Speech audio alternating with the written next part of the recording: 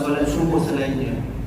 وقد صلينا الصبح بحمد الله تبارك وتعالى وسمعنا فيه السورة المروية عن رسول الله أنه يقرأها في الفجر يوم الجمعة.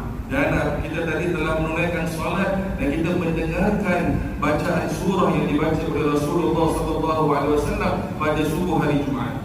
ونلنا إن شاء الله ثواب الجماعة في هذه الصلاة. Kita mohon Allah Subhanahu Wa Taala memberikan kita pahala solat berjemaah pada pagi ini. وقعدنا بعد الصلاة نذكر الله.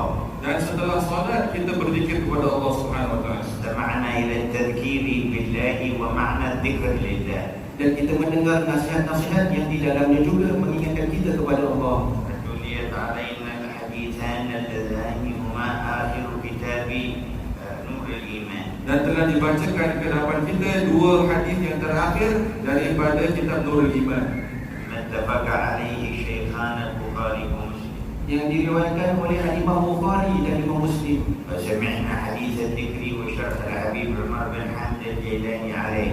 Dan kita telah mendengar hadis mengenai zikir yang telah disyarahkan oleh Sayyidina Habib Umar bin Hamid Al-Jalani. وبقي الحديث الخمسون.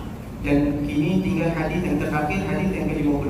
وهو عن جبير بن مطعم رضي الله تعالى عنه عن سيدنا رسول الله. Itu yang telah diriwayatkan oleh Sayyidina Jubair bin Mut'im radhiyallahu anhu an Sayyidina Rasulullah sallallahu alaihi wasallam.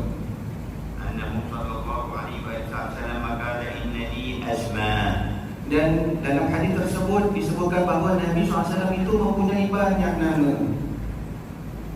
ومن المعلوم أن ذكر الله يكون بأسمائه وصفاته. Dan seperti mana yang sedia maklum, zikir akan Allah Subhanahu wa taala adalah menyebut nama Allah dan juga sifat-sifat Allah.